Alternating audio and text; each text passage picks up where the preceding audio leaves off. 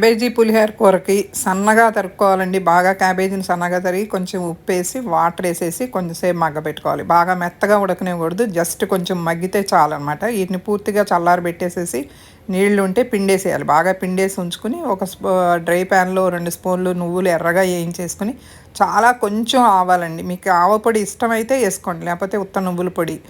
తర్వాత ప్యాన్లో ఆయిల్ వేడెక్కిన తర్వాత పప్పులు కొంచెం ఎక్కువ వేసుకోండి. పచ్చిమిరపకాయలు, ఎండుమిరపకాయలు ఇదే కారం అనమాట. అందుకని చెప్పి ఇవి ఎక్కువ వేసుకోండి. కారం వాడం మనం. కొంచెం అల్లం తురుము కానీ, అల్లం ముక్కలు కానీ, కరివేపాకు, ఈ క్యాబేజీ తురుము అన్నీ వేసేసి బాగా పిండేసి వేసుకోవాలి.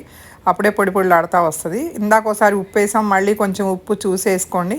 స్టవ్ ఆఫ్ చేసేసి పూర్తిగా చల్లారనిచ్చేసి ఇప్పుడు వేయించిన వేరుశనగ గుళ్ళు, తర్వాత కొంచెం నిమ్మకాయ పిండుకోవాలి. ఈ ఆవపిండి పొడి అంతా వేసుకోవాలి. ఆవపిండి ఇష్టం లేకపోతే ఒక్క నువ్వుల పొడి వేసుకోండి. నిమ్మకాయ అవసరం లేకపోతే చింతపండు గుజ్జు కలుపుకోండి. చాలా గుమగుమలాడితే బాగుంటుంది.